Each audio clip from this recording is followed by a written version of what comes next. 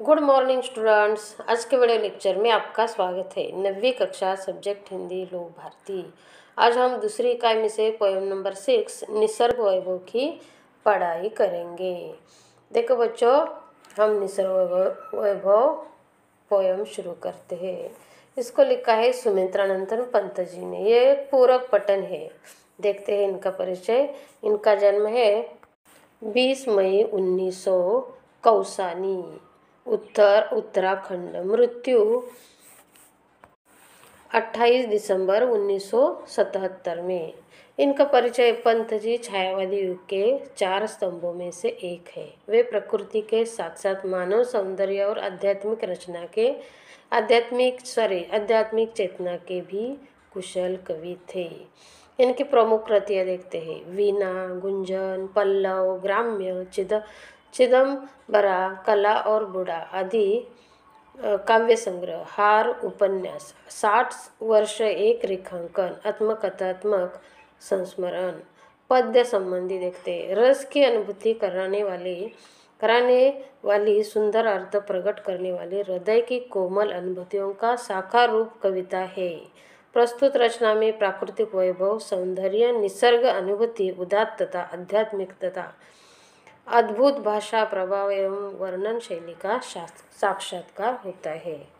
तो बच्चों देखते हैं फर्स्ट पैराग्राफ। इस कविता का फर्स्ट पैराग्राफ। कितनी सुंदरता बिखरी प्राकृतिक जगत में, ईश्वर टपक रही गिरी शिखरों से, झर लौट रही घाटी में, लिपटी धूप छाव में निस्वर।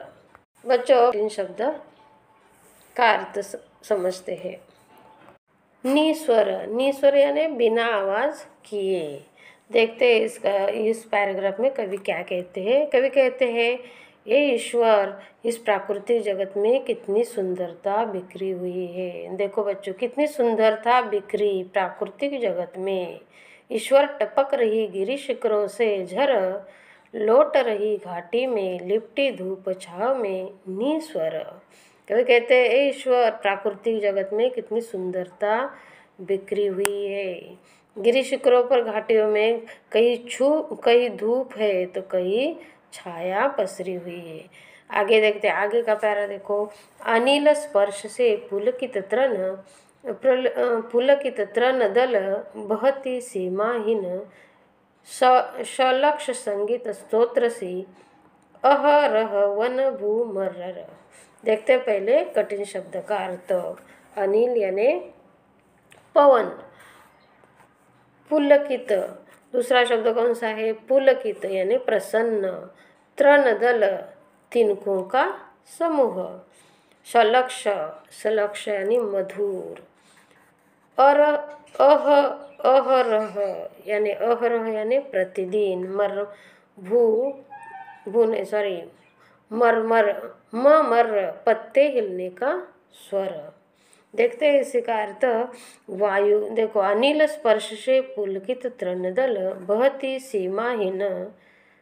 देखो, वायु के स्पर्श से तृणदल पुलकित है। कवि कहते हैं, वायु के स्पर्श से तृणदल क्या है? पुलकित है। वायु के बहने से, प्रतिदिन वन भूमि में पत्तों के हिलने से होने वाली, देखो, ममर की ध्वनि मधुर संगीत जैसी प्रतीत होती है ना।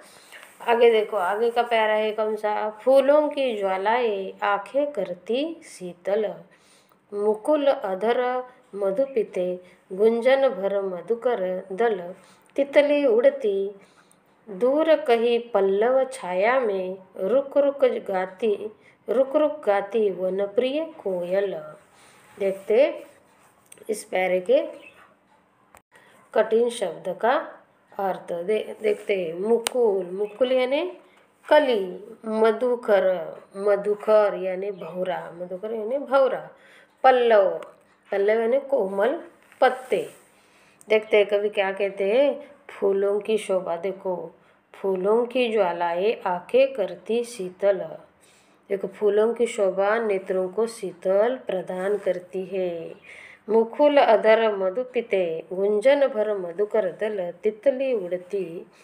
देखो, भंवरों के दल गुंजन करते हुए कलियों का रस पी रहे हैं। तितलियां उड़ रही है। दूर कई घने वृक्षों के मध्य मधुर स्वर में कोयल गा रही है। देखो कितनी सुंदर कविता है, कितनी अच्छी कविता है। देखते हैं आगे का पैरा। लेटी नीली छायाएं कृश रवि किरणों में गुंफित, दुरारोह भांति ढाले निश्चल तरंग सी स्तंभित, स्वर्ण भालगिरी पर्वत सर्वप्रथम करती उषा अभिनंदन, सांझ ही सोती छिप निर्जन में कर संध्या वंदन। देखते हैं बच्चों इस प्यारे के कठिन शब्द पहले। कृश, कृश यानी दुर्बल। दूसरा कौन सा है? गुंफित, गुंफित यानी गुंथा हुआ। दुरारोह, दुरारोह यानी ताड़ का पेड़ जिस पर चढ़ना कठिन हो। निश्चल, निश्चल यानी स्थिर। स्तंभित यानी स्थिर। निर्जन, निर्जन यानी वीरान जनहीन। देखते हैं कवि क्या कहते हैं इसका अर्थ। रवि की कोमल किरणों में गुंथी छाए लंबे ताड़ों पर पड़ रही है। देखो बच्चों, लेटी नीली छायाएं कृश रवि किरणों में गुंफित। कवि क्या कहते हैं? रवि की कोमल किरणों में गुंथी छाए लंबी ताड़ों पर पड़ रही है और स्थिर है। सूरज की स्वर्णिम किरणें सर्वप्रथम इन गिरी शिखरों का ही अभिनंदन करती है ना। सांझ ही जनहीन वनों में संध्या वंदन करके छिपकर सो जाती है। देखते बच्चों आगे का पैरा कौन सा है। अपलक तारापत शशिमुख का बनता लेखा दर्पण, यही शैल कंधों पर सोया जगता गंध समिरन। देखते हैं इस पैरा के कठिन शब्द। अपलक, अपलक, अपलक यानी बिना पलक झपकाए। शैल, शैल यानी पर्वत, शैल यानी पर्वत। समीकरण, समीरन, समीरन यानी पवन। देखते हैं इसका अर्थ क्या है। रात्रि में देखो, अपलक तारापत शशिमुख का बंथा लेखा दर्पण, यही शैल कंधों पर सोया जगता गंध समीरन। रात्रि में आकाश में अनगिनत तारे और चंद्रमा। देखो रात्रि में आकाश में अनगिनत तारे और चंद्रमा दर्पण जैसे लगते हैं। यही पर्वतों के कंधों पर सोई हुई सुगंधित वायु जग जाती है। देखो आगे क्या है। सदय स्फुट सौंदर्य राशि सम्मोहन भरती मन में, कितना विस्मयकर वैचित्र्य भरा पर्वत जीवन में। सम्मोहन, सम्मोहन यानी मोहित करना।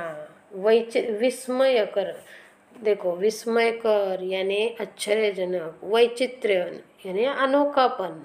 विस्मय, विस्मय यानी आश्चर्यजनक। वैचित्र्य, वैचित्र्य यानी अनोखापन। देखते इसका अर्थ। देख तो सहदय स्फुट सौंदर्य राशि सम्मोहन भरती मन में, यह खिला हुआ सौंदर्य मन को मोहित करता है। कवि कहते हैं यह खिला हुआ सौंदर्य मन को मोहित करता है। पर्वत प्रदेश के जीवन में कितनी आश्चर्यजनक विचित्रताएं हैं। आगे देखते आगे क्या है। खग चकते फल, खग यानी पक्षी।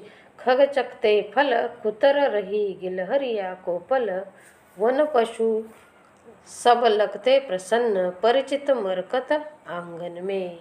मरकत, मरकत यानी पन्ना। देखते हैं कभी क्या कहते हैं। खग चकते फल, खग यानी पक्षी, पक्षी फल खाते हैं। कुतर, कुतर रही गिलहरिया कोपल यानी गिलहरिया कोमल फूलों को कुतरती रहती है। वन, वन पशु सब लगते प्रसन्न परिचित मरकत आंगन में। वन में रहने वाले पशु पक्षी इस मरकत जैसे आंगन में प्रसन्न दिखाई पड़ते हैं। देखो आगे का पैरा देखते हैं। स्वाभाविक, स्वाभाविक यदि मुझे याद आता ईश्वर इस क्षण में, जड़ जग इतना सुंदर जब चेतन जग में क्या कारण, रहता अहरह जो विषन्न जीवन मन का संघर्षण। पहले देखते हैं कठिन शब्द का अर्थ। विषण, विषण्ण यानी चिंतित, विषण्ण यानी चिंतित, संघर्ष यानी स्पर्धा। देखते हैं कवि क्या कहते हैं। स्वाभाविक यदि मुझे याद आता ईश्वर इस क्षण में, ईश्वर मुझे ऐसे क्षणों में मनुष्य जगत का ध्यान आता है। जड़ संसार में इतना सौंदर्य बिखरा पड़ा है कि क्या कारण है कि बुद्धिमान मनुष्य के जीवन में प्रतिदिन चिंता और संघर्ष छाया रहता है। देखो बच्चों आगे क्या है, मनुज, आगे का पैरा रीड करते हैं। मनुज प्रकृति का करना, फिर नव विश्लेषण संश्लेषण, ईश्वर का प्रतिनिधि नर, अभिशापित हो उसका जीवन, लगता अपनी क्षुद्र अहंता ही में सीमित केंद्रित, छिन्न हो गया विश्व चेतना से, मानव मन निश्चित। पहले हम देखते हैं इस पैरे के कठिन शब्द का अर्थ। मनुज यानी मनुष्य, विश्लेषण पृथक करना, संश्लेषण मिलाना, अभिशापित यानी जिसे शाप अभिशाप मिला हो, क्षुद्र यानी कि तुच्छ, अहंता अहंकार। देखते हैं कवि आगे क्या कहते हैं। इसका अर्थ क्या है। मनुज प्रकृति का करना, फिर नव विश्लेषण संश्लेषण, हमें मानव प्रकृति का पुनः विश्लेषण करना होगा। पृथ्वी पर ईश्वर का प्रतिनिधि मनुष्य को क्यों ऐसा शापग्रस्त जीवन व्यतीत कर रहा है। देखो ईश्वर का प्रतिनिधि नर, अभिशापित हो उसका जीवन। देखो मानव प्रकृति का पुनः विश्लेषण करना होगा। पृथ्वी पर ईश्वर का प्रतिनिधि मनुष्य को ऐसा शापग्रस्त जीवन व्यतीत कर रहा है ना, ऐसा लगता है। देखो लगता अपनी क्षुद्र अहंता ही में सीमित केंद्रित, छिन्न हो गया विश्व चेतना से, मानव मन निश्चित। वह अपने तुच्छ अहंकार में ही सीमित हो गया है। कवि कहते हैं स्वयं केंद्रित हो गया है, पूरी वसुधा एक परिवार है, ऐसी धारणा उसके मन में समाप्त हो गई है। देखो बच्चों इस कविता में कवि ने पर्वतीय सौंदर्य का वर्णन किया है। साथ ही मानव संसार में व्याप्त असंतोष, अहंकार आदि को लेकर कवि चिंतित भी है ना। उनका कहना है कि जड़ संसार में चारों ओर सौंदर्य बिखरा पड़ा है, सभी जीव जंतु प्रसन्न है, तो मनुष्य जो जगत के समस्त प्राणियों में सर्वश्रेष्ठ माना जाता है, क्यों छोटी छोटी बातों के कारण दुखी रहता है ना। तो बच्चों इसी तरह मैंने निसर्ग वैभव पोयम एक्सप्लेन किए हैं, टीच किए। तो बच्चों I hope you all understand my teaching. मैं आशा करती हूँ कि तुम्हें सब समझ में आया होगा। तो बच्चों आपको वीडियो अच्छी लगी हो तो लाइक, सब्सक्राइब और शेयर ज़रूर करो। Thank you. चलो फिर मिलेंगे अगले वीडियो में। बाय।